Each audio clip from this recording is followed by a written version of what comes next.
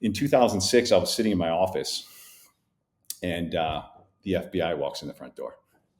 And they walked in like they were stopping by for a cup of coffee, and they sat me down. They told me that in 2006, 2 years prior, I was on a series of phone calls where we were talking about a deal. They were being recorded by the FBI. One of our co-defendants was under investigation for some fraud.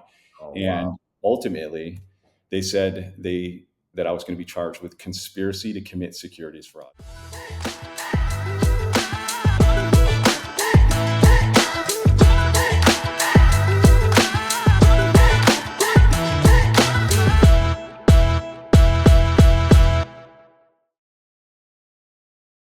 What's up, everyone, and welcome back to the Franchise Unfiltered podcast. Today, I'm joined by Tim Dougherty. Tim's the founder and CEO of Project Lean Nation. Tim, what's up? What's up? Thank you so much for having me, Wes. I'm excited to be here. Dude, I'm excited to have you here. First of all, I've just got to address this. You and I both have fantastic taste when it comes to headwear or headgear, whatever you call it. Amen. Shout out Melon Hats. Maybe we can get them as a sponsor on the podcast, or at least a free hat or two. But every time I've seen this guy, he's got a strong hat game going. So, but in all seriousness, man, I got introduced to you. I think we met at a conference back at the beginning of the year. I'd been introduced to your brand a little bit prior to that. And it's, we get introduced as franchise consultants, we get introduced to a lot of brands, and every now and then one just like really piques my attention. And I'll probably share some of my own personal examples of why like I'm so interested in what you guys are doing at Project Lean Nation. But before I go ahead and steal too much of your thunder, maybe just give us a quick introduction and kind of the high level overview. What is Project Lean Nation? What are you guys doing? What's your mission? Yeah, of course. I'll share briefly, and I'm sure we'll go into it more in detail. But at its core, we help people solve the challenges that they face when it comes to nutrition. So, 2/3 of the country is struggling with obesity. There are companies like, your Factors and your Trifectas of the world, and they do deliver a meal, but they really fall short on, say, the support, accountability, things like that. And then, of course, we have like the Weight Watchers that has support, and that's where we bridge the gap. We bring it all together to a retail experience where we provide everything beyond the meal. So we obviously provide great food, but it's the support, accountability, a tech-inspired member experience that helps them measure progress in a meaningful way. And then we couple that with a retail component. And we're an emerging franchise, and we got about 30 units. So we learned a few things, but we're still learning a lot along the way. So we're kind of new to this piece of the puzzle, but what we take pride in is meeting people where they are. So meeting them with empathy and compassion for where they are in their health journey, and supporting them in their goals. Yeah. No, I love it, man. And you're well on your way at 30 units. You know how many people franchise their business and never get to 30 units. So you're well on your way. But so for everyone listening, I mean, this is a healthy food. Would you classify it as like meal prep or meal plan? Yeah, of course. It's classified under prepared meals. Yeah. Sometimes you stay away from that word meal prep, because I think you don't actually have to prep what you guys are doing, right? Yeah, it's ready-made, ready to go, dietitian approved, chef. Yeah, so it's all about eating clean, eating healthy, but doing it in a convenient way. Which I know for me personally, that the convenience piece is critical if you want to make it a sustainable part of your lifestyle, right? I've been guilty of like getting all hyped up. I'm gonna meal prep, right? And I mean, we have 3 young kids, dude. I'm not meal prepping anything unless it's like goldfish, like I can't, I just don't have the time, to do that and do it consistently. So the convenience factor, but to your point, the differentiator, because if I'm honest, like when I first saw you guys at a glance, I was like, oh, that's cool. But, I could name like 2 or 3 companies that I hear ads on podcasts for all the time that are kind of just doing the same thing online. But it's that retail component, right? Where someone can go into a local Project Lean Nation location, get some real advice, get some real guidance. And I think the meet them where they are part is critical to that, right? Because everyone that walks through that door is going to have a different journey, a different story in terms of like what they've done up to that point from a nutrition standpoint. They're going to have different goals, right? And so you guys are able to really customize or tailor, the plan based on that individual. And then I imagine too, there's not only the accountability piece, which I think is huge, but also just, look, if you're doing it right, you're going to start getting results, right? And then your needs from a nutrition standpoint may change over time, right? So you've got someone there that can continue to guide them, because what works for the first 3 or 4 months may not be the same thing that's needed for, the next 3 or 4 months or the next phase of the journey. Yeah, I couldn't have said it better myself, Wes. I think the easiest, what it boils down to at its core, is a relationship. That's truly what sets us apart, because it's easy to put a box of food on your doorstep, and it's Yeah. really difficult to quit on a person who's Yeah. invested in your success. Yeah, and the accountability piece, I imagine, is huge. And as we get into this a little further, maybe you can give us some examples of, Mhm. what the accountability looks like with Project Lean Nation. But so I started working with a personal trainer a little over 2 years ago, but it's online. It's a company called Supra Human. Yep. Really cool company. I've had the founder, John Matson. He's a former NFL player on the podcast. But so I've got a trainer, and he gives me nutrition targets. He doesn't write out like, meal plans for me necessarily. He probably would if I wanted him to. And then workouts. So it's pretty simple, in terms of like what we're actually doing. But I've been working with this guy for over 2 years now, and it's the accountability piece that I think has really made it work. It's the accountability piece combined with, just a smart strategy and a smart approach from someone that understands nutrition and in this case strength training far better than I do. The principles, the science, if you will, behind it. But I can tell you, man, there's been times where I would have definitely kind of gone off my nutrition plan had it not been for the fact that, damn, I know he's going to see this in my fitness pal. If I'm doing what I'm supposed to do and logging my food, I've got to send him a check-in form at the end of the week. I've got to send him photos at the end of the week. And, for those reasons, I didn't want to let my trainer Ryan down, Yeah.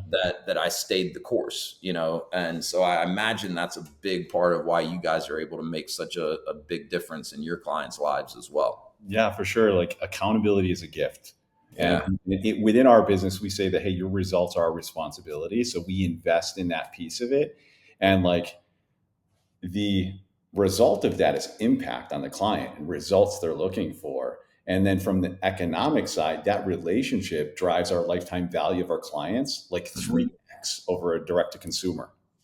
Yeah, I believe it. I've tried the factor stuff a few times. Didn't stick with it. I wasn't overly impressed with the quality of the food, and I felt like it wasn't that beneficial. I can clear because of that experience, that I've had working with this personal trainer, and that's not even an in-person relationship, but I can fully appreciate how you guys are different, when it comes to the relationships with your clients and why you do have that longer lifetime value. We'll get right back to the episode in just a minute, but if you've been considering business ownership, if you're already a business owner looking to expand and you're curious about franchising, I'd love to connect with you, answer any initial questions that you have, talk about a specific franchise, and detail the exact process that I use and have taken hundreds of people through to help them understand franchise ownership, find the right franchise for them, and conduct the necessary due diligence. Click the link in the show notes if you'd like to schedule a free, no obligation strategy call. I look forward to talking with you. And now back to the episode. I have a question for you, Wes. Yeah. Based on your experience with Supra, how many people have you told about Supra? Quite a few. Yeah, quite a few. And they are, they're kind of set up. They've evolved a little bit since I started with them, but they're really set up for like business owners, executives, like people that are busy, right? And they don't have, 12 hours a week to spend in the gym. They don't have, the time to necessarily go out and do all the meal prepping and stuff like that. And what's been super surprising to me about it, like even 2 years in, it still surprises me is how simple it is, right? Like I was working out before, I was trying to, eat clean and eat good before, but I didn't really know what I was doing. I was just kind of winging it. And I was definitely overthinking it and overcomplicating it, which makes it harder to stick with it, right? So, from a nutrition standpoint, like for me, I have a calorie target to try to stay under every day. I have a protein target, to get us 200 grams of protein or more a day, right? There was a period of time where, we were really kind of working through a fat loss phase. I've lost like 35 pounds since I Wow. started working with this guy and gotten in a lot better shape.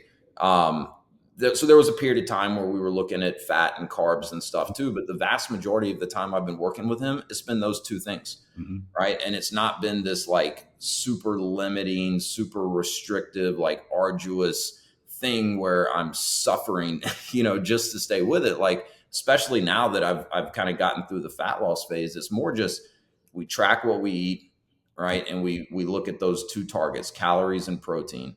And that's it, right? Like on a day-to-day basis, it's pretty simple. The hard thing is just staying consistent with it. And I certainly haven't been perfect with it, but it's like there's a plan that's pretty simple to follow.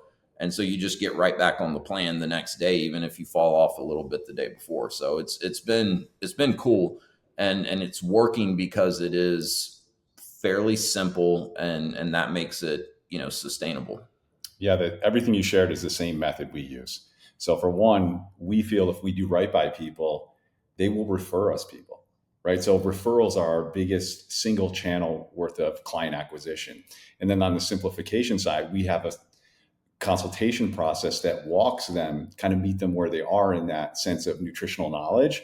And most times we make a very simple caloric recommendation based on their total daily expenditure, BMR, and their goals. So we try Yep. to do the same thing. We try to simplify it.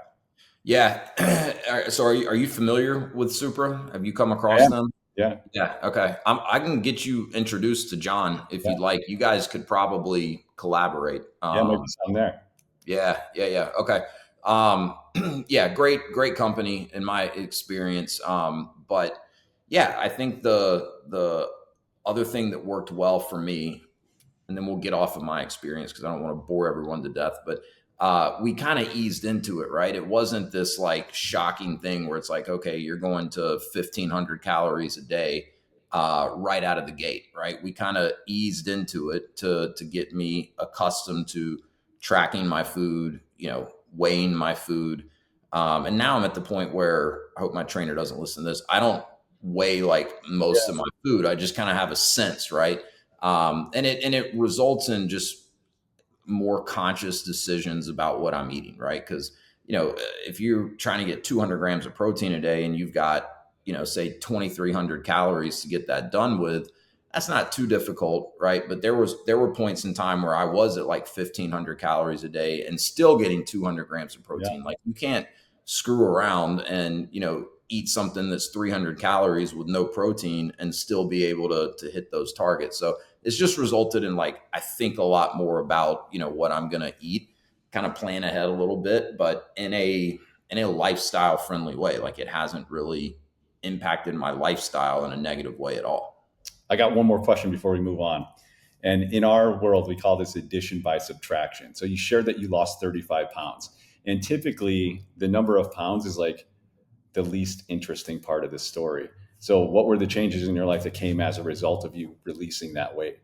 More energy, more confidence. It's I've got young kids, so a 3-year-old, a 4-year-old, and an 8-year-old. And so now, like I said, I was like working out and trying stuff before. It wasn't like I wasn't trying at all, but I wasn't consistent with it, and there was no method behind what I was doing. It was kind of just like, oh, I'm gonna jump on the Peloton today, or oh, I saw this workout on Instagram, I'm gonna try this today. So now it's 4 strength training workouts a day, try to walk for 45 to 60 minutes a day. My kids see me doing this stuff, right? Like we've got a nice little workout gym kind of area on the ground floor of our house. So my 4-year-old son is down there with me almost every afternoon while I work out. He's getting involved in it. So it's just, I think that's for me been the coolest part of it is just the kids kind of getting to see, this can just be a lifestyle. It can just be part of your life. It can be fun. You're going to look better. You're going to feel better. You're going to have more energy. I think it impacts every aspect of your life. My wife's been pretty happy with it too. Yeah, that's great. Thank you for sharing. Yeah, of course. So how'd you get into this business in the first place? Like for anyone watching this on YouTube, Tim's in good shape. What was your background? How did you get into, the mill preparation or mill, not prep, right? What do you call it? Prepared meal business. Okay. Prepared meal business. Yeah. Yeah. Well, since this is unfiltered, Yeah. I'll take it back a Let few it steps. fly. But when I was growing up, I came from kind of a difficult family situation, and that led to challenges in school and diagnoses of multiple alphabet soups and things like that. Yeah. But the one thing, when I was about 18 years old, about half my friends went one way and the other half went to the gym. Mm. And those guys, they didn't make it. Yeah. And Yeah. fortunately, the gym kind of, at 46 years old, I wish I could say it was my faith that saved me, right? But Yeah. for me, it was fitness. And that kind of put me into a position where I met some good guys. So I grew up, old man's in prison, mom's struggling with alcohol abuse. So like just being around quality men was new for me, to be candid. Yeah. And that kind of changed the trajectory of my whole entire life and became like a foundational thing for me. All different, I had different seasons of it. For once, so I wanted to be a big guy, then I want to be a performance athlete. And now it's like therapeutic, but Yes. my health Yeah. and nutrition and how I take care of my body is incredibly important to me. And I also feel like that's giving me an edge in almost everything I do in my life. Totally. That led me to a career in finance. So, I Right. came from nothing. So in my mind, it was like after I tried drugs, alcohol, the perfect relationship, after I couldn't fill that hole, I was just convinced it was money. So that was the goal. Yeah. Bumped into some guys that were really sophisticated. They raised money for public companies. Okay. They were sharp. They were charismatic. They had the life that I aspired to live. And they trained me in the business. And for 7 years, I was doing really well. And for a guy that wasn't, that I didn't come from much, and doing well in something was like lighting me on fire. And I was earning. Yeah. What was going on is it was the hype from these guys that I worked with that was really driving me, and was wildly successful. And I acquired most of the things that would define that. So Yeah. a wife, a beautiful home, a big boat, garage full of fast cars, 2 beautiful little children. Yet I couldn't deny this like emptiness that was still. Yeah. And I didn't know what the answer was. And I once heard this quote. It says, sometimes God will do for you what you can't do for yourself. I would have never left that industry. But in 2006, I was sitting in my office, and the FBI walks in the front door. And they walked in like they were stopping by for a cup of coffee. And they sat me down. They told me that in 2006, 2 years prior, I was on a series of phone calls where we were talking about a deal. They were being recorded by the FBI. One of our co-defendants was under investigation for some fraud. Oh, And wow. ultimately, they said that I was going to be charged with conspiracy to commit securities fraud. So ultimately, I engaged in a conversation where they felt we wanted to manipulate a stock. Mm-hmm. And it felt like I was in a bad movie, Wes. That's my whole world came I can imagine. crashing down. And that happens like in November. Okay. My son's going to the kindergarten in September, Oh my right? God. So I sit my son down and I tell him, hey, I'll see you in 3 Christmases. Damn. And it was tough, toughest conversation I ever had. But ultimately found myself in Yeah, I didn't end up in the white collar fun place. They sent me to the biggest federal prison in the United States, Fort Dix, New Jersey. Did my time there. It was a wild ride. I was like, for 90 days, I was like, you want to die. And then it's like Boy Scouts. Like I go to the gym every day, I read the book. I'm going through this like journey of self discovery and Yeah. feeling Being like I'm going through a spiritual challenge because I'm feeling like, what led me here. And I got through it. But where the food business comes into this is I was released.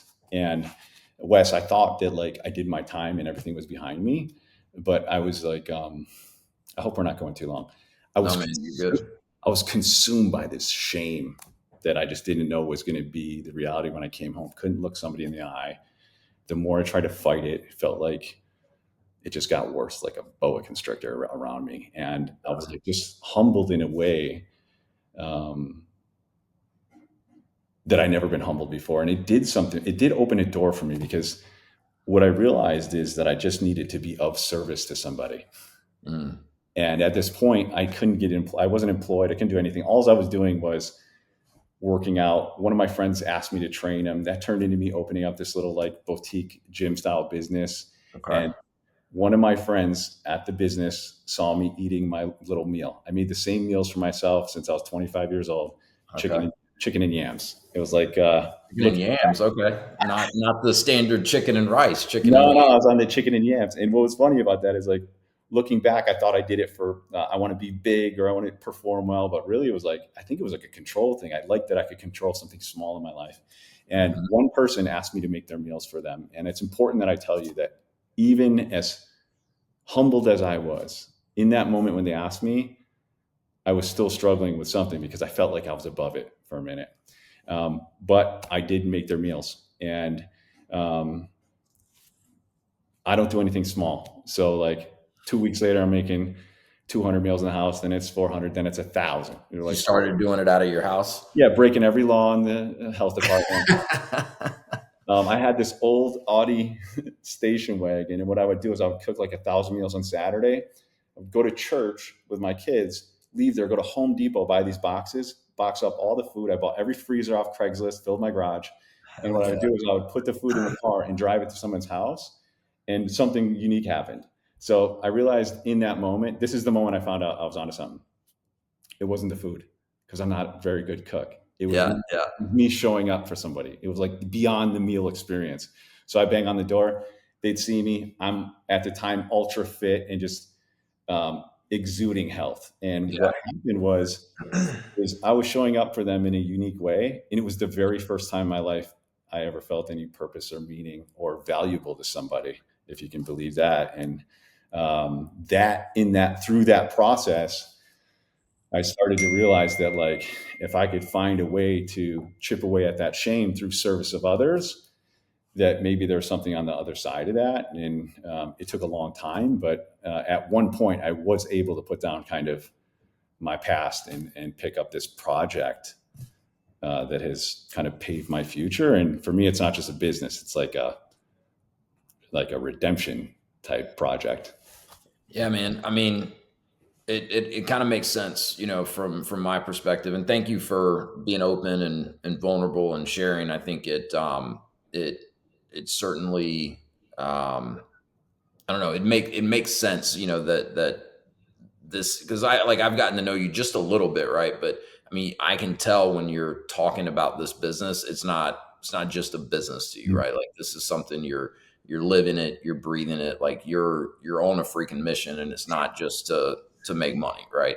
Like that comes through in spades. Like that first conference we met at, and you got up in front of the room and talked to us, and keep in mind, we see hundreds of those types of pitches or presentations, and a lot of them, they all just kind of run together, right? Because it's kind of the same old thing. Like I can vividly remember being like, this dude's different. Like this, and it's a business where you are really truly helping people, right? And in their health, right? Which is, we've already talked about, that bleeds through to every other part of your life. If you can get yourself on a better, uh, health journey or whatever you want to call it. So I love the name Project Lean Nation.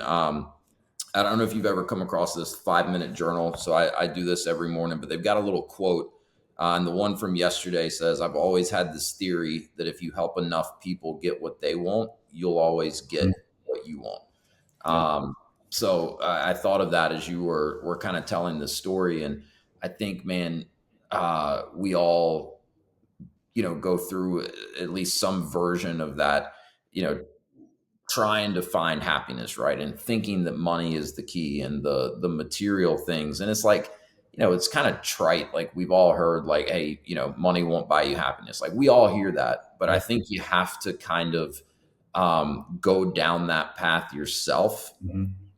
get to a point where, okay, I've got some money, I can, buy some of the things, and then come to that realization on your own that like, okay, I still need something more, you know, to truly feel fulfilled. And I think, some sort of purpose, right, that does involve service to others, from my personal experience is like the key to it. Yeah. Um, I can speak to that a little bit. So, like in my younger years, I felt that if I could acquire things, people would think I was of value. And yeah, after that, my whole experience, and then I had to come back, and like 1 inch at a time, dude. It was a rough ride, but yeah, in coming back, what I realized is that my compensation that I receive is in direct correlation to the value that I bring the world. mhm, And ultimately, the biggest payback to me is the act of providing the value. And then the compensation that comes as a result of that, I do enjoy the benefits. I've built my entire business off of it, and yeah. is part of the life. And I feel like my position, I'm never going to chase money. But for me, it's like money's like oxygen. If I can breathe, I'm not even thinking about it. Yeah. Yeah. No doubt. I think it's I think it's the type of thing like clearly you need enough money to live, right? And so if you can kind of cover that to where you don't have to spend time and energy worrying about, can I pay the mortgage this month? Can I keep my family fed and safe and all of that? Then there really is something freeing, where you can have the bandwidth and the mental energy to go pursue whatever it is you're passionate about. And if that passion involves helping others, Mhm. that's where you're likely to get the most return, right? And then, anytime we're doing something we really enjoy and something that's really in our wheelhouse, you're going to get better results from that. Think how many people are out there, and I've been there. How many people are out there working a job that they really don't like? In some cases, it makes them miserable, Mhm. right? But they're doing it because they make good money Mhm. doing it. And I'm not saying everyone should go out and just quit their job and say, F it, you know what I mean? But I think it's a big thing in our society where a lot of people are not spending, this huge chunk of their time, their working time, doing something that lights them up. In some cases, they're not really doing anything that's adding any real value, to society. And I think human beings are wired to want to help others and want to, produce in some capacity. And I think the producing part of it is more than just, how much money you're earning. Yeah, I couldn't agree more. Like for me, it's the things that I get to do that produce the value that drive my kind of motivations and the feelings of meaning, which in my later years have been so much more important to me. The disclaimer to this is that in business, profitability is how we keep score. And Yeah, I sure. truly want to win. I want my partners to win big. I love to see people win. So that is part of the model. It's just, It's part of the model, right? And it's also like the more profitable your business is, the more good you can do, right? And like in your case, now you're a franchisor, so you're not only, in this position where you can help your end user clients, right, get healthier, live a happier, healthier, longer life, but you've got these franchisees, right, that you are in some capacity responsible for helping them learn the business that you've created and support them so that they can go out and help more people, but also, generate the income that they need to, live the type of life that they want to live. So, yeah, none of that is to say that like money's bad, profitability's bad. Like, no, it's good, because if you, the better you're doing, in the money category, the more of the other stuff you can do. And like we talked about, the less you have to spend your mental energy worrying Yeah. about how am I going to take care of my bills. And that's when you can really go and make something big happen, I think. Yeah, for sure. I can speak to that for a second. One Yeah. thing I'd like to share is that um, organically, the way I was supporting my members early on just had a lot to do with relationship. So I started a relationship with them that created rapport that allowed me to provide them feedback and support in a way that carried them through an experience. And we spent a long time trying to duplicate and scale that. But when it came time to franchise, we had a really strong model of how to work with somebody, support them, help them achieve their goals. And that's all the same thing we bring to our franchise partners. Yeah. We pride ourselves in because it's the ethos of the business, So Yeah. so that part has been equally rewarding, even though I struggled with being away from like the client facing experiences because one Yeah. day I had to Yeah. leave the store and go to Starbucks for 5 years, so I was out of the way, right? Yeah. But now I have this opportunity where I'm heavily involved in, leading franchise partners and leading our support staff to help get the best. And it's like it took me a long time to figure out how to lead self. And then it was like, hey, how do I lead a few other people? And then now Sure. how do I lead an organization. So it's been a journey for me that's been exciting and a lot of hard earned lessons. But Sure. yeah, I'm sure. Yeah, I would say it's pretty common in my experience. As a founder, you definitely go through these different chapters, right? And I do see sometimes that founders, once they get into franchising, part of them misses like what they were doing when they were actually building the original business, right? And I think that's probably something anyone considering franchising their business should stop and think about, because your role does change dramatically.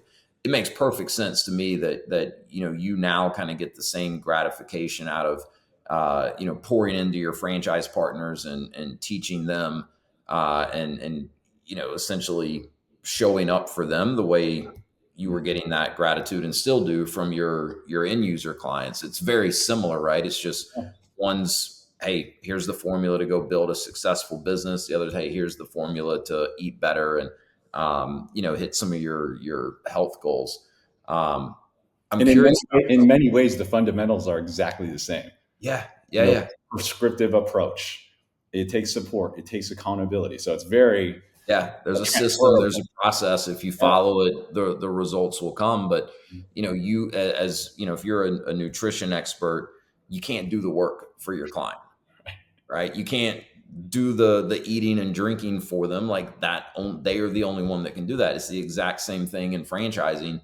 As the franchisor, you can't go and do the work for your franchisees. Like that's up to them, but you can give them the playbook, you can give them the system to follow, you can put all types of support, accountability in place, ways to motivate them and inspire them. So yeah, it's incredibly similar in your case for sure, which is cool. I'm curious about something. So, you said you never do anything small. Sounds like it didn't take you too terribly long to figure out like, hey, I'm on to something here. This is not just like something I'm doing, for friends and acquaintances, not a side hustle type thing. At what point did you?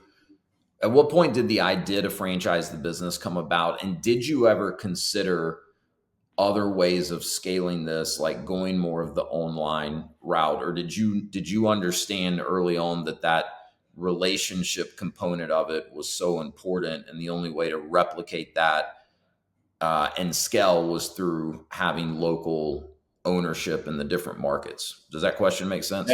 perfect. I'll share a couple stories. So, just reflecting back to this I opened up this little boutique fitness gym as I Okay. was putting this together, and it's so easy to see things in the rearview mirror is so meaningful. But it was like every person that I needed to do this showed up there. So I had like this group of affluent men that had everything but their health, and I was like a novelty to them. Like I was keeping them going, but little by little, they all paved the road for me because I'd go there and say, "Hey, this week I sold $4,000 worth of meals out of my car, 10,000. And one day, one of these guys, Joel, who was like the local real estate stud, asked me to meet him at this plaza. So he takes me to this plaza. I can't find him. He's in the back. So he says, "Hey, why don't we make this beautiful corner unit?" I'm in the back parking lot. I said, "What do you mean corner unit?" He's like, "Well, I'm going to bring the landscaping down and make it all beautiful." He said, "Why don't we make a store for you? And you could sell other things and protein shakes, and this can be your platform." And what was crazy is by then I had been delivering the food out of my car for a year or something, and a little longer actually. And I had recognized, it's funny how I look at it now. I'd recognized the people that I had a relationship with were the people that did the best. So I figured, like, if I had this platform, Yeah. I could further support people.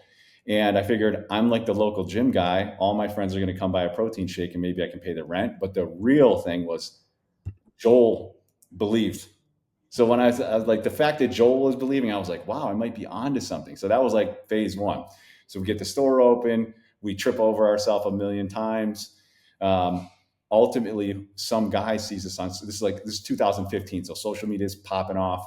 We're like doing like the behind the scenes of Project Lean Nation. And people start calling me, "Hey, I want to open a store." One of my clients, longtime user, his name's Jeremy, he owned a little gym in town. I found out he was buying the meals and selling them to his friend. I tried to shut him down. We had a little bit of friction. Ultimately, he reaches out to me and he wants to open up shop. So I'm like calling this attorney, trying to create a license agreement, trying to like duct tape the thing together. And that was just another feather. It was like, well, Jeremy believes. Yeah. And Yeah. so we got that going. But the final step was COVID hits, right? So like the world is in turmoil. Nobody knows what's going on. I'm sitting in the store. Fire marshal comes in and says, Oh "Hey, shit. Doherty, we got to shut you down." So at that time, I just invested in Just manufacturing. because of COVID, like with the Yeah, COVID lockdowns. Yeah. yeah, and of course, like the vape shop and the liquor store are open. Oh, that's essential, man. You can't have people running out of their vape juice and their liquor, man. They'd be rioting in the streets. But God forbid they can go get a healthy meal while a pandemic that primarily impacts people that have like morbid obesity is ravaging the country. That makes a ton of sense. So as you can guess, I gave him well, I'll just call it an inspired speech I based like on that. what you Yeah, said. And inspired. Yeah. somebody was on our side that day, and because I also told him, "Hey, this is a convenience store. It's a grocery store." And, I like I told him whatever I had to tell him, but they let us ride. And another guy from my little tribe of mentors from the gym came in. His name is Mark. Mark's also a local real estate stud, and he says, "How you feeling?" And I said, "I'm terrified. I have manufacturing staff. I got now a guy in Charlotte who's on a license. I have a full team, and like I went so hard on the manufacturing that my dollars were like thin." Yeah.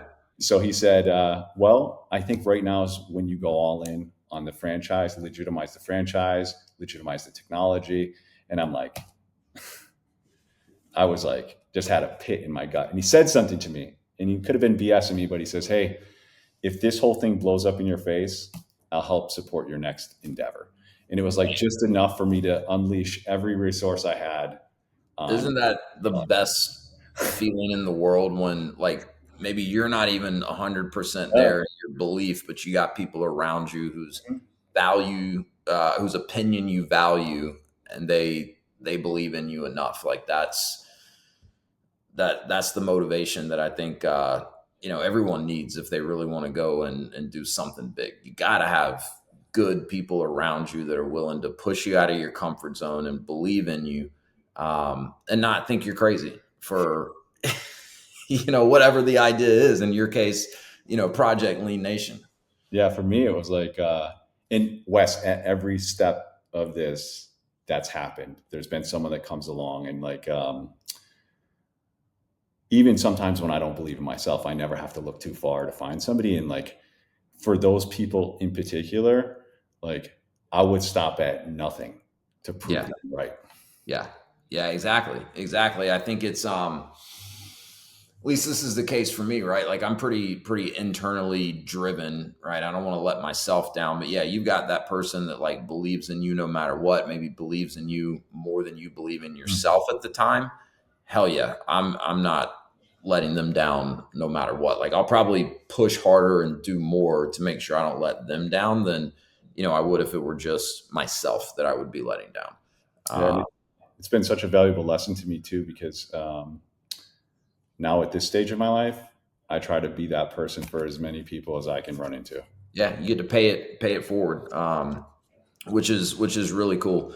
So love the story, man. Love the kind of arc that you've been through to get to this point. As we sit here today, 30 units, I think is what you said. I mean, you guys are, from my perspective, at a point where, you've kind of been through this whole process journey that you just described. And now you're at this place where you're like ready to pour some gas on this fire. Right. And, you've brought in some, partners, I guess you would call them, and, Lance Freeman and his group at Limitless Franchising. Um, Ton of experience and helping brands grow and grow responsibly. So that's exciting, right? Like you've got so much upside. But for those out there listening, this is a concept that's been in development for quite some time. It's not like you guys started this last year, right? So in my eyes, these are the most exciting types of opportunities, right? Like I can't tell you how many conversations I have with people, especially in markets like Charlotte, Nashville, Austin, like some of these big markets across the country. They want a certain franchise that everyone would recognize the name of this brand, and it's like, hey man, unless there's someone selling that franchise in your market, good luck. Like we have to get comfortable with looking at some earlier stage options. And, in some cases that's going to be a lot riskier, right? Because there's just not as much of a track record. There's not as much proof of concept. Sure. So, in my eyes, a brand like Project Lean Nation and kind of where you guys are at in your evolution, this is the sweet spot, Mm. right? Because you've got proof of concept. You've proven that it can work outside of the area that you started the business in. You've proven that you can teach other people, show other people, how to go and be successful and replicate what you've been able to do in this business. But there's only 30 units, right? So there's so much more availability, right? Like this is the sweet spot. These are the types of opportunities that I love to show to people because it's probably not on their radar. Very likely wouldn't come on their radar without me pointing them to it. Mhm. Um, and it's just got all the recipe for something that's going to continue to grow and continue to be successful. So all of that being said, as I'm talking about, some of these conversations I have on a regular basis, guess what? One of the things I hear very commonly is from people, What's that? I don't want food. Yeah, They I don't can. want to get into the food business. So what do you say? Because I would go out on a limb and say you have franchisees today Mhm. that did not want to get into like the food, or maybe I should say the restaurant business. All of them. Yeah. Well, Right. let's talk about that. I think that and understand I'm new to this. I'm the only experience I have is on my brand, but some things that I've learned along the way. So the benefits of being involved in a business like the food business is it's a consumable. It's something that people have to pay for all the time. The Yeah. downside is the operational piece. That's what Yes. nobody I would wants to do agree with with it, that. including myself. Right. So we have a full scale manufacturing center and a distribution strategy. So our franchise partners never have to be in the food business. Right. So they're in the business of change. Right. So they can be in this business without really being in the business of food because all of our product is full scale manufactured, brought right to the door based on inventory that we pull through our technology stack to meet the needs of the clients. So Yeah. really the partners that are invested with us outside of making some amazing protein shakes, they're more focused on the support, education, and providing a member experience within their community without all the headaches and operational challenges of the food business. Yeah. That's what I wanted to pull out of that, right? Because it's understandable to me Mhm. when someone says, within 60 seconds of me talking to them, Wes, I don't want to get into a food franchise. And really what they're meaning when they say that is they don't want to get into a restaurant where, yes, you have all of those operational challenges, typically a lot of staff, Mm-hmm. right? A lot of, hourly, lower wage type staff. So all the challenges that are going to come with that. And to your point, food is consumable, which is a benefit in the sense that, in theory, you kind of have this unlimited demand that will never be Recurring revenue is what we call satisfied, recurring revenue, but it's also perishable, it. Yeah. right? And that's one of the biggest challenges that I would say most restaurants, quick service, fast food, even your higher end restaurants run into is you got to really dial in what your food inventory needs to look like on a regular basis. Otherwise, you could find yourself quite literally throwing money into the dumpster behind the building, right? Yeah. No, So I would feel the same way if I was them. yeah, it's a challenge. I mean, I know some people that have been very successful as kind of restaurateurs, and that's one of their biggest challenges. Even though they are very freaking good at what they do, is wastage of food. And then on top of that, if you want to look at the capital that's required typically to start up any type of a what people traditionally think of when they think of a restaurant franchise type business. You're damn close, if not over seven figures in capital that's required, right? But here's the thing: I think maybe some people don't understand until they really start looking at the full landscape of what's out there in franchising. The amount it costs to start a franchise is not directly correlated to the amount that you should expect a franchise to generate for you in income or profit. Okay. So just because a franchise costs three times more to launch doesn't mean, it's got a high likelihood of generating three times the revenue or three times the profit. It doesn't work like that.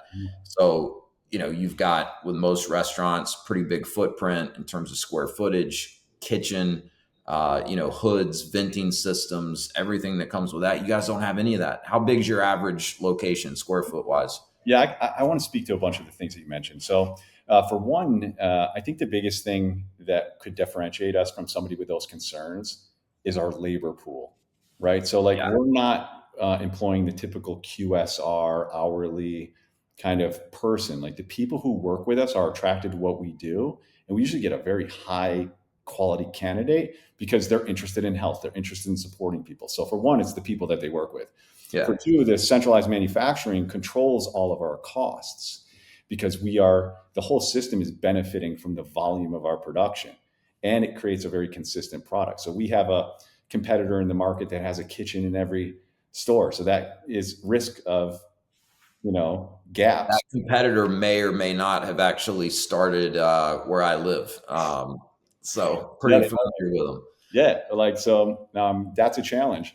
And I think that, when it comes to our space. So, like, our wheelhouse is 1,400 square foot in an inline plaza. We chose that because that's the easiest space to find in most markets. In addition to that, our build out cost, like our item 7 is half of that competitor. And that does Really, yeah, influence, yeah, yeah, it does, maybe even less than half. yeah, less than half. And that does influence your investment to return ratio, right? Nope. So, and our in pound for pound, we are outperforming lots of franchises in terms of our AUVs. I would wager, and for those listening, item 7 that's just refers to the estimated investment range, the estimated amount of capital that's going to be required to um, you know launch any specific franchise company. I would wager, this is just my opinion, but I would wager that you guys, pound for pound, when you look at ROI potential, what it costs to launch a project, Lean Nation, and the average returns a franchisees getting, better than anything else you're going to find in the food or beverage category. Maybe there's a few things like in the kind of beverage category that are also very small footprint and kind of low inventory, low staff type model. But no, it's very unique, the way the business is structured. So I just wanted to make sure we kind of highlighted that, right. uh, because I know and understand why a lot of people are kind of adamant, like, I don't want to get into the food business. And that's how they usually refer to it. But what they really mean is they don't want to own a restaurant, Mm. right? So you guys are not a restaurant. Yes, you're serving food to your customers at the end of the day. And I didn't have the chance to go. You guys invited some of us up to see your headquarters and your manufacturing facility up there in New York, and I wasn't able to make the trip, man. But I can't tell you how many. I think every person that went, I've talked to since then, and they were blown away Mm. by the operation and what you guys have built up there. And to me, it sounds like that's incredibly streamlined for your franchisees. Yeah, I mean, they will never have to face the operational challenges of mass production. It doesn't mean that we don't, but we incur all of that. And Yeah, it took, like why we're here today, and why it took the time it took for us to scale to be in a position to nationally scale is because figuring out manufacturing and high level production to make sure that you have a really strong product and get it to everywhere it needs to go is a sophisticated challenge. definitely. So Yeah, it's something we feel very confident in. And it's not just making the product, it's the way that we've built this framework.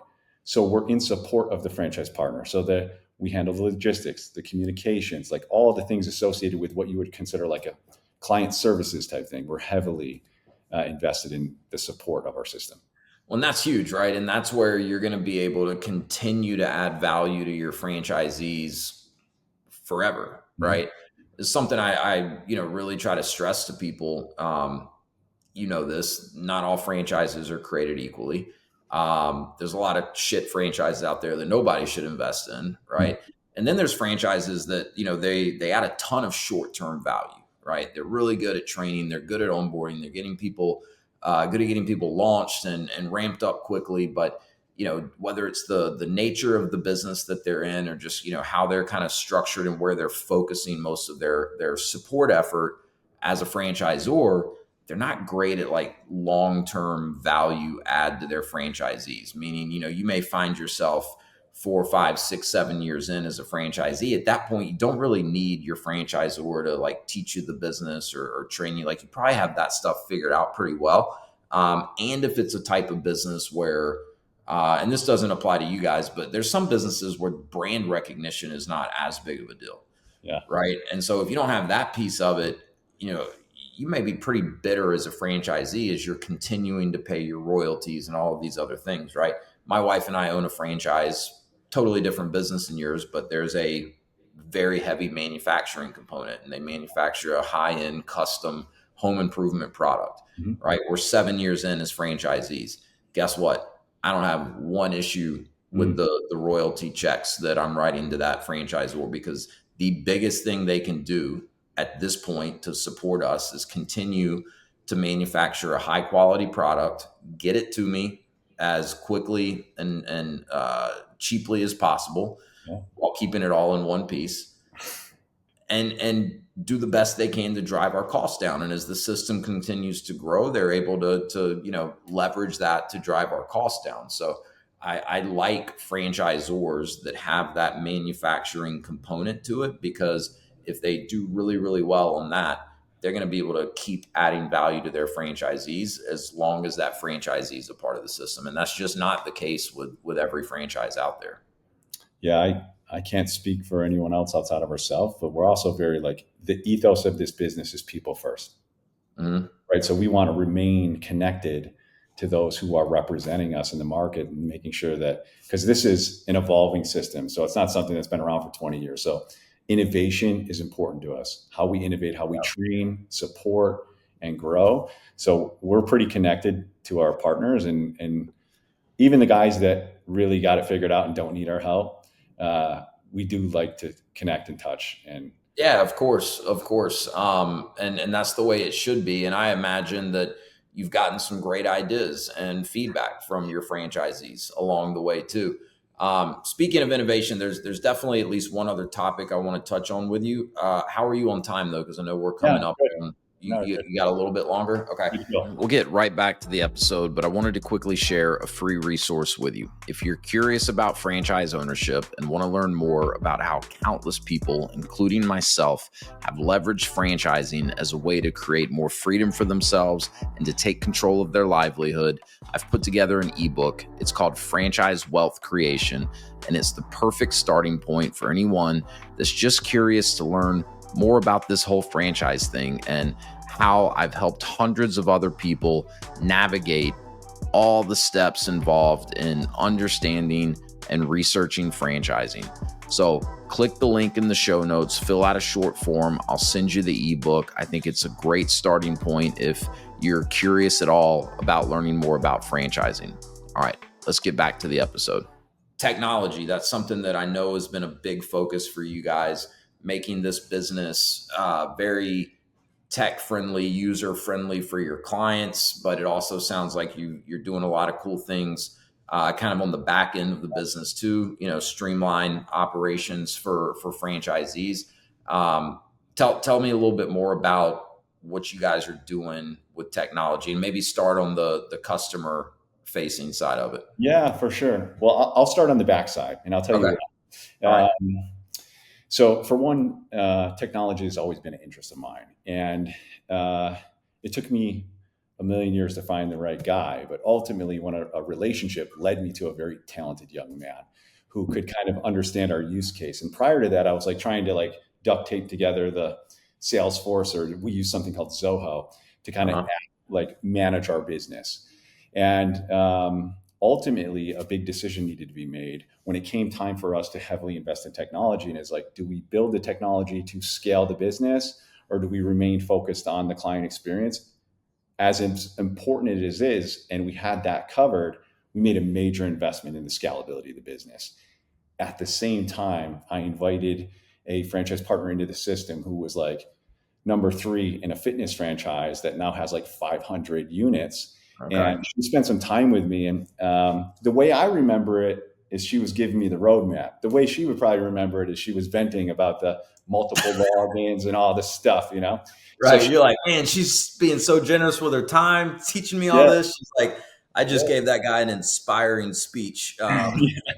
She gave me the whole framework. And ultimately, our belief is that technology allows us, and our investment in technology, it doesn't eliminate the human connection. It amplifies it by removing a lot of the operational nonsense that most people deal with. So we built a full scale tech stack that handles everything from the NSO process to nurturing leads to omni-channel communication, inventory management, LMS, everything related to training, everything related to communication, franchise support, education. So we built this all into a platform, and then we made that available to our franchise partners on an app so they're not stuck behind a desk. They can Yeah. run their full business from their phone. Yep. And this like, and I wish I was, I wish I could claim I was like aware enough to know what we needed to build. Every feature in there was as a result of a hole in our game, right? So like our training broke. So it's like, hey, we got to put that in there. So our teams are accountable to the training, right? So all these things were learnings and major No, I like investments. that. I like that better. Like someone sitting in my seat, a consultant, where I've got to figure out, like, hey, am I comfortable and confident to recommend this brand to someone I'm working with and someone that's trusting me? I'd much rather hear that that's how you got to where you are with your tech or anything else, Yeah, right? Versus, oh, I kind of had all of this figured out and then built it, because the latter of that tells me, like, well, you may not be that open to changing anything, right? The fact that you've kind of identified where you have these holes or these gaps and then solve for them, that tells me, well, you're just going to continue to do that, right? Like, with AI coming onto the scene the way it is, right? Like, I imagine your tech stack as it is today is going to look very different a year or two from now, just in terms of probably more capabilities, maybe even more streamlined, more automation, whatever the case is. So no, I think that's the way it should go. yeah, but Wes, I learned so many lessons along the way. I knew nothing, so it's like everything for me was the hard way, and um, yeah, I'm not too proud to admit that. That's a good thing as well. That's a good thing as well. The ego is the enemy for all of us. But and then so tech's a big part of it. You mentioned with the app and stuff, franchisees can essentially run the business from their phone. So that's something else I wanted to make sure you had a chance to speak to. You referenced earlier have a franchisee that also owns some fitness franchises. What do you typically look for in your franchisees? I mean, I know you're still somewhat early into this, but 30 some odd units out there. You probably have a sense at this point of like, okay, who do we really want as a franchisee? I like that you guys refer to them as franchise partners. Mhm. So who's the ideal partner for you guys? Yeah, I think that, well, obviously, as things kind of evolve, I see it differently, right? Yeah. Like, so in Yeah. my mind, my first wave was these hyper passionate folks, not as much business acumen, maybe even struggled with the capital, but the passion was so strong that they're going to be owner Mhm. operator, they're going to crush it. And that was kind of wave one. Wave two, we start getting into maybe some more sophisticated folks or people that I believed were my ideal client, right? So, or my Yeah. ideal franchise partner. So it's like, Yeah. hey, this guy owns 5 gyms and has all this experience. And my criteria is, do they get it? Do they want it? And do they have the capacity to do it? Right. So Mhm. that seemed like the perfect fit. Then I had some learnings. Well, like maybe they didn't have the capacity, even though they were maybe the perfect fit. So now we get even further down the road, and a lot of our folks are really, uh, the majority of the people we talk to are heavily interested in like the multi-unit game, right? Yeah. And then they Yeah. say things kind of like, "Hey, I want to be a semi-absentee owner," and things like that. So we've invested a lot in developing management training, but it's more like how to lead the leader. So we had to Yeah. develop training for our franchise partner on how to lead a manager. So these are all areas where we're heavily invested. So I think to say there's a perfect person, I think there'll be buckets. Like there'll be these Yeah. wildly passionate, Yeah. like people who are heavily invested in owner operator strategy, maybe something in the middle, and then there'll be a whole bunch of people who are passionate about what we do, but maybe don't want to have their hands in it Yeah. full time every day.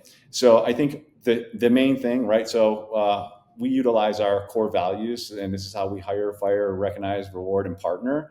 So, Okay. like for one, somebody has to be what we would call people smart, right? So they have to know how to connect with people, Yeah. and if they don't have a heart for service, like I don't know if this is going to make sense for them. So people who appreciate the impact of their effort on others, and that's important to them. It needs to be somebody who pursues knowledge in all things because this is a changing game, and if they want to develop themselves as somebody who's knowledgeable in nutrition or to be an effective knowledgeable leader, right? Because we learned a lot, and I know for me it was the biggest learning that what I thought leadership looked like was different, and to Mm. get an outcome I really wanted, it was a completely different blueprint than how I had it framed up in my head. Beyond that, we have to make sure that they have the capacity, meaning they have the time to invest, they have the capital, and that they're bought into the idea uh, to support people. Because at the end of the day, if you utilize my model and you just throw boxes of food at people and make it transactional, it's not going to be what They're it's. not gonna. Yeah, they're not gonna keep coming They're going to back. miss it. Yeah. Yeah, yeah. That's that to me is clearly the secret sauce Mhm. here, Yeah. right? Is that personal connection, and again, I can relate to it because of this experience I've had with my personal trainer. But it's we're 2 years in. I just read up for another year. Like it's working, right? It makes a big difference. So, and it makes sense that you'll have these different buckets of franchisees, and I see that pretty commonly with brands like yours. Um, when you talk about capacity, so let's think about for a minute this bucket of franchisees that are thinking more multi-unit, right? They clearly need to have the passion for wanting to help people on this health journey. Um, but if they're thinking, hey, I want to get into something that I can really scale, right? These are people that are not looking to buy themselves a job or be an owner operator where they're going to be in the location all day, every day. What are the types of things that those types of owners should be spending most of their time on? Leadership, obviously, lead Yeah. the leader. But are there other things where, like, hey, if someone's really well positioned or their skill set is really in this area that you found, really help your franchisees succeed? Yeah, I can speak to that. So I think there's two things that make our business really go. And this is probably fundamentally the same for most businesses, but in our world, the retention of our members is such a big piece. So we have these franchise partners that might be like hunters, like they're great at painting a picture, they're great at making relationships, they're great at helping them elevate sales skills and drive leads, and they're kind of leading a manager who has a similar strategy. Like these guys are really valuable. They're driving sales. But on the other side of this, like let's say somebody's more of a nurturer, that's Uh-huh. equally as beneficial in our world because, like the person who can effectively nurture and cultivate a relationship and support somebody has double the retention, which means more results, which means more referrals. So Yeah. like in a perfect world, let's say we had folks who obviously they're not looking for a full-time job, but they're looking to make an investment of their resources and their time in their community to create something cool that creates lasting change and hopefully a legacy for them. Yeah. That I think the time they invest in it will be in exact correlation to the capacity they have to lead others. So if you have an excellent leader, maybe it's minutes a week. If you have some learnings that you're going to have to learn how to develop a team, learn how to lead a team, attract Yeah. talent, then it might be a little bigger, but we're going to be a big part of supporting that transition. That's a really good way of putting that.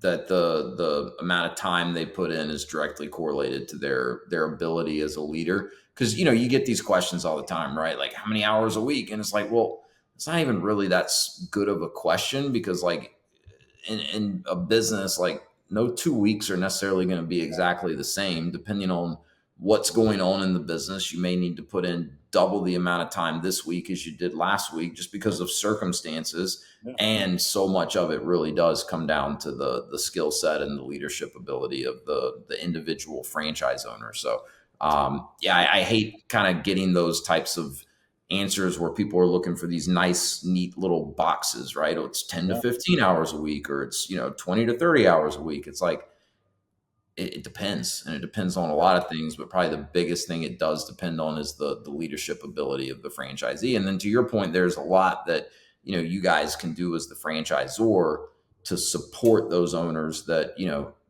don't want it to be a full-time endeavor for them, want to have more of that, kind of manage the manager or executive ownership model. There's ways that you can do that. What you just described with your tech stack, is a perfect example of that.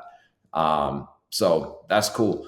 I had a question that just came to mind, and we'll wrap this up. You've been very, very generous with your time, but just a thought I had as you were talking: is there theoretically, is there any limit to the number of customers you could serve out of a single location? So this is essentially a membership model, right? I mean, you have people signing up for monthly memberships or subscriptions, and then there's basically, I'm sure, different options in terms of number of meals that they want to get over the course of a week or a month. Yeah, I can speak to that. So theoretically, there is no limit because the infrastructure that would have to be enhanced would be supported by the growth. So like it would, if you had to get a bigger freezer at your location because you have 400 members, it would be that'd be the problem you'd be begging for. That'd be a great problem Just to to, have. Okay, let's get another freezer. talk about the business for a second. So about 75% of our business is going to be membership based subscription meal plans that are going to make up the lion's share of the revenue.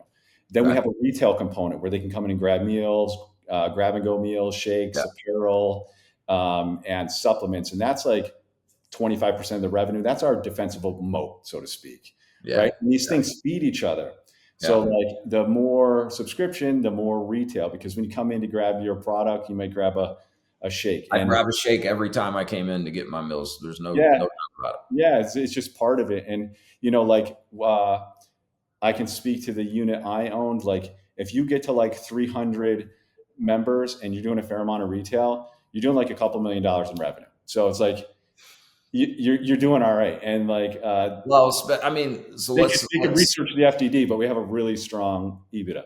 yeah, but it's also unique, right? And this is where the question kind of came to mind, right? If you compare this to most other like membership based or recurring revenue models in franchising, there's a lot of things that are attractive about these types of businesses, and particularly the predictability and the recurring revenue. But most of them, you're going to be able to pretty easily calculate the max capacity that a single location is going to be able to hold. Take boutique fitness as an example, right? If it's a Pilates concept. Sorry, Lance. If it's a Pilates concept, there's only but so many classes you can run out of that location in a week, in a month, in a year. There's only but so many people that can attend each class. So if you max that out completely, the only way to scale from there is to go and open another location. Mm-hmm. Which people do all the time. It's not a bad thing. That model definitely works. But to me, it's really interesting that you guys, theoretically have just such a higher ceiling, right? More potential per location. So then on top of that, a franchisee can still go and open multiple locations to serve a wider and wider customer base. But, they're going to be able to continue growing each of those locations over time. Mm-hmm. In all likelihood. To me, that's pretty unique and pretty exciting.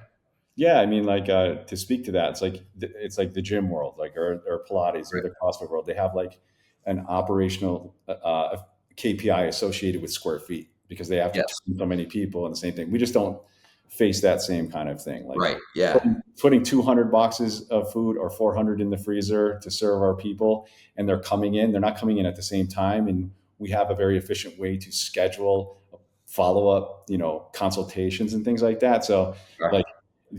By the time it started to reach a max, the financial upside that you would be enjoying would make up for any operational friction that would be on the other side of it. Yeah. That's pretty cool. Man, there's so much more that I would love to dive into. So here's what I'd love to do, if you're open to it, is let's have you back for round 2. Maybe in a few months. I'm sure there will be some exciting updates on the franchise development side of things. I know you guys are getting a lot of interest, and I'm sure talking to a lot of people that are exploring Project Lean Nation as a business opportunity for themselves across the country. But man, awesome business that you've built here. Love the story. Thank you for sharing everything that you shared. And really excited to watch you guys continue to grow. So we'll definitely have to have you back and do round 2 here soon. Yeah, I would love to come back. I'd be happy to make myself available. Just a couple of things I want to share before I go. When I over the course of this podcast, when I spoke about the things that have been accomplished here, it's never me, it's we. I have like the most, outside of my office door, I have the most amazing group of humans you ever met. In addition to that, like Wes, we didn't know what we didn't know. So we didn't know we were going to go to that conference and everything that was going to happen next. So I'm just humbled by the interest in the people that, I've been sitting in Starbucks for 5 years, hammering my computer, believing in something. So to have others see it and believe in it too has been incredibly rewarding. And I'm just happy to be here. And anybody who thinks that their circumstances or their past or their capacity to build something is limiting to them, like I've had everything against me, and you can figure it out too. Hey, I love that. If there's one thing people can take away from this, it's that last piece there. But Tim, you're awesome, man. Really appreciate it. Where can people connect with you? Where can people go if they want to see if there's a Project Lean Nation in their area? Are people able to order food if they don't have a local retail store in their area? Is that an option? Lots of questions there, Wes. All right, so we'll start with that one. So our philosophy is that we don't want to be in the direct-to-consumer business because we're everything on the food. So they can go to projectleannation.com, hit locations, and find the location closest to them. If there's not one there will be. Just wait. Number 2 is if they're interested in information on franchising, they can go on that very same website, hit franchise, and get more information. If you're interested in connecting with me, you can shoot me an email at tim@projectleannation.com. Or if you want to catch up with me on social media and see the behind the scenes of all that's going on, it's PLN Tim on Instagram. Love it. Tim, you're the man. Everyone go look for Project Lean Nation in your local area. If you don't have one yet, reach out to me and I'd love to talk with you about whether or not it might be a good opportunity for you to bring to your local market. With that, Project Lean Nation. Thanks, Tim. Wes, thank you so much. My pleasure.